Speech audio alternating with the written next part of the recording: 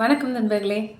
நம்முடைய அன்றாட வாழ்க்கையில் நம்முடைய சட்டம் அது அ தொ தொட்டும் தொடாமலும் தான் இருந்து கொண்டிருக்கிறது. ஸோ நமக்கு ஒரு வழக்கறிஞராக, ஒரு காவல்துறையினராக, ஒரு நீதித்துறையை சேர்ந்தவர்களுக்கு தான் சட்டம் தெரிய வேண்டும் என்பதே கிடையாது. நம் எல்லோருக்கும் அடிப்படை சட்டம் குறித்த விழிப்புணர்வு கண்டிப்பாக இருக்க வேண்டும். அதற்கான புரிதல் நமக்கு வேண்டும் என்பதற்காகத்தான் இந்த சங்கடம் தவிர்க்கும் சட்டம் அப்படிங்கிற இந்த அரசு சாரா அமைப்பு மூலமாக நாங்கள் இந்த சட்ட விழிப்புணர்வு வீடியோ பதிவுகளை எல்லாம் போட்டுக்கொண்டு வருகிறோம். இந்த பர்சனல் லாஸ் குறித்த நமக்கு புரிதல் கண்டிப்பாக இருக்கணும் அப்படின்னு சொன்னேன் இல்லையா?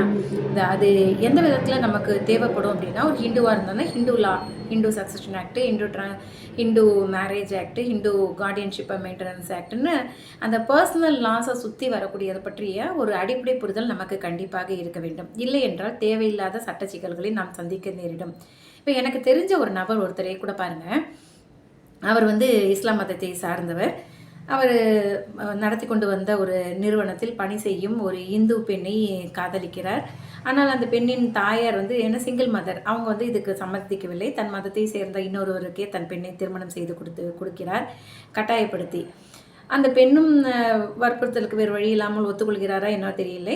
ஆனால் அன்னைக்கு இரவு தன் கணவரிடம் தன்னுடைய விருப்பமின்மையை தெரிவித்துவிட்டு தாலியை கலற்றி வைத்துவிட்டு வீட்டை விட்டு வெளியேறி இந்த நபருடன் திருநீர்மலைக்கு சென்று இருவரும் தங்களுடைய பெயர்களாக தாங்கள் இந்து மதத்தை சேர்ந்தவர்கள் என்று அந்த நபரும் ஒரு இந்து பெயரை கொடுத்து இருவரும் திருநீர்மலையில் தாலி கட்டி திருமணம் செய்து கொள்கிறார்கள். இதுவே சட்டத்தால் ஏற்றுக்கொள்ளாத ஒரு திருமணம் என்று தான் சொல்ல வேண்டும். என்னன்னு இவர் பிறப்பால் இவர் ஒரு முஸ்லீம். ஆனால் அவர் இந்துவாக மாறுவது என்றால் அதற்குரிய நடைமுறைகள் எல்லாம் அவர் கடைபிடித்திருக்க வேண்டும். அப்படி இல்லையே ஒரு முஸ்லீம் இன்னொரு இந்து பெண்ணை திருமணம் செய்துக்கிறார் என்றால் சிறப்பு திருமண சட்டம் அதில் பதிவு செய்ய வேண்டும். நேரடியாக போய் ஒரு இந்து திருமண சடங்குகளில் ஈடுபட்டு ஒரு இந்து திருமணத்தை செய்து கொள்வது என்பது சட்டப்படி இருவரும் திருமணம் செய்து கொண்டதாக it is not a valid marriage. அத்தோடு மட்டும் இல்லாமல் அதற்கு பிறகு இந்த பெண் தன்னுடைய பெயரை ஒரு முஸ்லீம் பெயராக மாற்றிக்கொண்டு இருவரும் சேர்ந்து வாழ ஆரம்பிக்கிறார்கள். இங்கே என்னென்னா, அந்த பெண் சட்டப்பூர்வமாக ஒரு இந்து முறைப்படி நடந்த திருமணத்தை ரத்து செய்ய கோரி, விவாகரத்து கோரி குடும்ப நல நீதிமன்றத்தில் மனு செய்து உத்தரவு பெற்று அதற்கு பின்னர் தான் இன்னொரு திருமணத்தை செய்திருக்க வேண்டும். அதுவும் சட்டப்படி. ஸோ இன்னொரு திருமணம் செய்து கொள்வது சட்டப்படி ஏற்றுக்கொள்ளாதது. அதே போல் அந்த நபரும் தன் இஸ்லாம் மதத்தை சேர்ந்தவர் என்பதை மறைத்து ஒரு இந்து பெயரை கொடுத்து இந்து திருமண சட்டத்தில் உள்ள சடங்குகளை எல்லாம் பின்பற்றி ஒரு திருமணத்தில் ஈடுபட்டிருக்கிறார். அதுவும் ஏற்றுக்கொள்ளத்தக்க திருமணம் என்று சொல்லப்படாது. ஸோ இன்றைக்கு தேதியில் அவங்க 2 பேரும் ஒரே கூரையின் கீழ் வசித்து வருவதால் ஒரு லிவிங் டுகெதர் என்ற அடிப்படையில் தான் எடுத்துக்கொள்ள முடியுமே தவிர ஒரு சட்டப்பூர்வமான கணவன் மனைவியாக அவர்களை அங்கீகரிக்க முடியாது. இது சட்டத்தின் பார்வையில் அவர்கள் கணவன் மனைவி என்ற அங்கீகாரம் கிடைக்காது. இது இப்போலாம் பிரச்சனை ஏற்படாது. பின் காலத்தில் இவர்களுடைய பிள்ளைகளுக்கோ அவர்களுக்கு திருமணமோ அல்லது அவர்களுடைய கல்வி சம்பந்தமான விஷயங்கள் வரும் பொழுது இவர்களுடைய மதம் சம்பந்தப்பட்ட இவர்களுடைய திருமணம் சம்பந்தப்பட்ட விஷயங்கள் எல்லாம் வரும். அப்பொழுது தேவையில்லாத பிரச்சனைகள் ஏற்படும். ஸோ இதெல்லாம் ஏன் நான் சொல்கிறேன்னா, நமக்கு அந்த அடிப்படை பேசிக் திங் புரிதல் இருக்கணும். ஏன்னா ஒரு முஸ்லீம்ஸ் ஒரு ஹிந்துவாக இருக்கிறவர் சட்டுன்னு முஸ்லீமாக மாறிட்டதுனாலேயே தன்னுடைய முதல் திருமணத்தை ரத்து செய்ததாக ஆகிவிடாது அப்படிங்கிறது லிலி தாமஸ் கேஸில் 2000 உச்சநீதிமன்றம் தெளிவுபடுத்தி விட்டது. ஸோ அதுக்கு உண்டான அவர் எந்த மதத்தை சார்ந்தவரோ அந்த மதத்திற்கு ஏற்றபடி அந்த திருமணத்தை செய்திருக்கும் பொழுது அதற்கு உரிய சட்ட நடைமுறைகளை பின்பற்றி அந்த விவாகத்தை ரத்து செய்துவிட்டு தான் இன்னொரு திருமணத்தை செய்து கொள்ளலாம் அப்படிங்கிறத இப்போது ஒரு 10 நாள் முன்னாடி நம்ம மதுரை சென்னை உயர்நீதிமன்றத்தின் மதுரை கிளையில் நீதியரசர் GR சுவாமிநாதன் வழங்கிய தீர்ப்பு ஒரு வழக்கில் தீர்ப்பு ரொம்ப சுவாரஸ்யமானது. அதில் அவர் சொல்லியிருக்கிறது இந்த நபர் அந்த வழக்கில் சம்பந்தப்பட்ட இறந்து போன நபரை அவர் சுட்டி, இந்த நபர் கபீர் அல்ல, ஆனாலும் இவர் மரணம் குறித்த தேவையில்லாத விவாதம் இவருடைய இவருடைய உடலின் மீது தேவையில்லாத சர்ச்சை எழுந்துள்ளது அப்படின்னு சொல்கிறாரு. என்ன அந்த வழக்குன்னா, பாலசுப்ரமணியம் என்பவர் தான் அந்த இறந்து போன நபர். அவருடைய உடலுக்கு யார் சொந்தம் கொண்டாடுவது அப்படிங்கிறத அந்த இரண்டு பெண்கள் வந்து தங்களுக்கு தான் உரிமை கோருகிறார்கள். என்னென்னா, ஒரு மனுதாரர் வந்து ஒரு அந்த அந்த இறந்து போன நபர் பாலசுப்ரமணியம் அவர் வந்து ஒரு இந்து பெண்ணை திருமணம் செய்து கொண்டார். சாந்தி என்கிற இந்து பெண்ணை திருமணம் செய்து கொண்டார். இந்து மத வழக்கப்படி 1988 அவர்களுக்கு திருமணம் நடைபெறுகிறது. அவர்களுக்கு ஒரு பெண் குழந்தையும் பிறக்கின்றது. ஒரு 10 வருடம் கழித்து இவருக்கு வந்து ஒரு இன்னொரு ஒரு முஸ்லிம் மதத்தை சேர்ந்த ஒரு பெண்ணுடன் அவருக்கு சையத் அலி ஃபாத்திமா என்கிற பெண்ணுடன் இவருக்கு ஒரு தொடர்பு ஏற்படுகிறது. இவர் பிற்காலத்தில் தன்னை இஸ்லாம் மதத்திற்கு மாற்றிக்கொண்டு அன்வர் ஹுசைன் என்று தன்னுடைய பெயரை மாற்றிக்கொண்டு அந்த பெண்ணை திருமணம் செய்து கொள்கிறார். அந்த அவர்களுக்கிடையே ஒரு ஆண் குழந்தை பிறக்கின்றது. சரிங்களா? இதுக்கு அப்புறமா இந்த இடைப்பட்ட காலத்தில் 1993 சாந்தி வந்து தனக்கு ஜீவனாம்சம் கோரி தன் கணவர் தன்னை சரியாக பராமரிக்கவில்லை அப்படின்னு சொல்லிட்டு ஜீவனாம்சம் கோரி குடும்ப நல நீதிமன்றத்தில் மனு தாக்கல் செய்கிறார். அவருக்கு ஜீவனாம்சம் வழங்கவும் நீதிமன்றம் உத்தரவிடுகின்றது.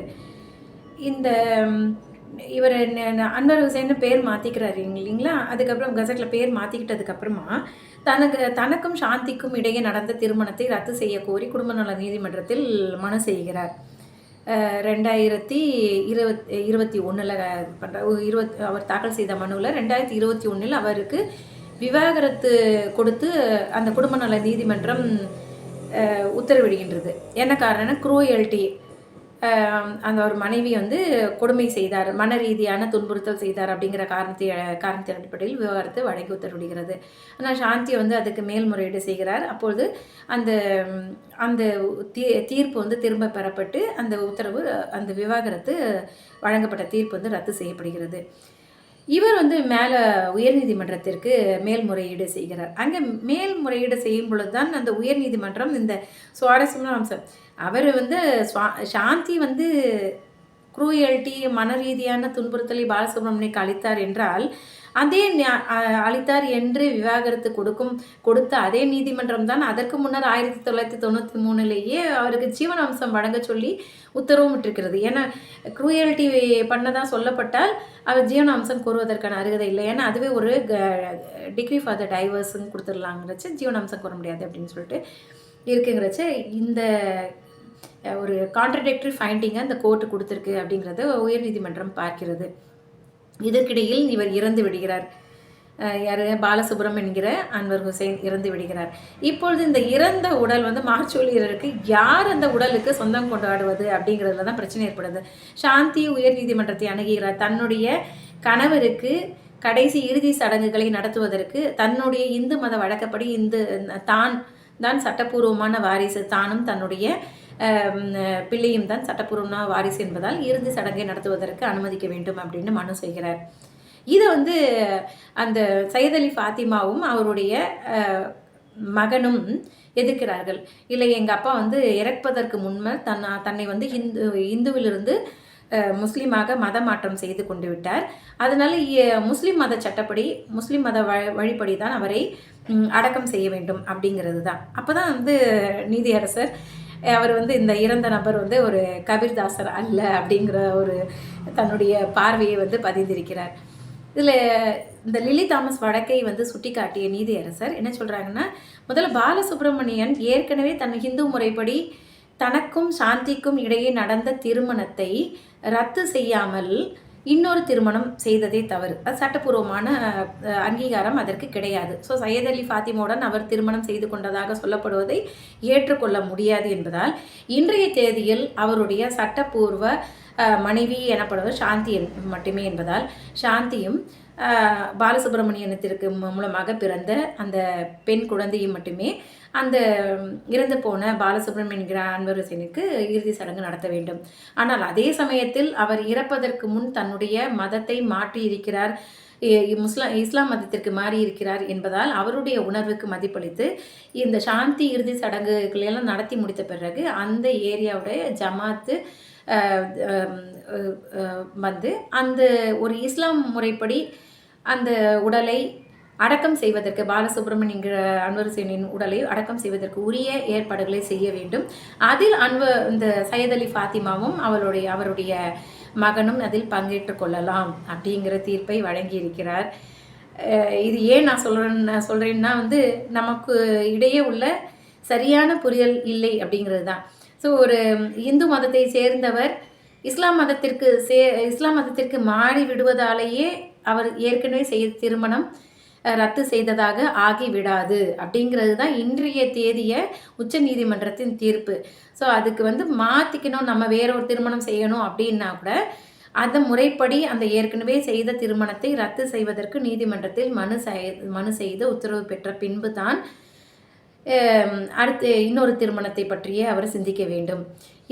இது போல நடைமுறையை நாம் கடைபிடித்து வந்தேமேயானால் தேவையற்ற சட்ட சிக்கல்களில் சிக்கிக்கொள்ளாமல் நாமும் நம்முடைய சந்ததிகளும் தவிக்காமல் அவர்களை அந்த சட்டப்பிடியிலிருந்து காப்பாற்றலாம் என்று கூறி, இந்த பதிவு உங்களுக்கு பிடிச்சிருந்தா இதை லைக் பண்ணுங்கள், உங்களுடைய நண்பர்கள் உறவினர்களுக்கு ஷேர் பண்ணுங்கள், உங்களுக்கு தெரிந்தவர்களுக்கெல்லாம் சொல்லி இதை சப்ஸ்கிரைப் பண்ணுங்கள்.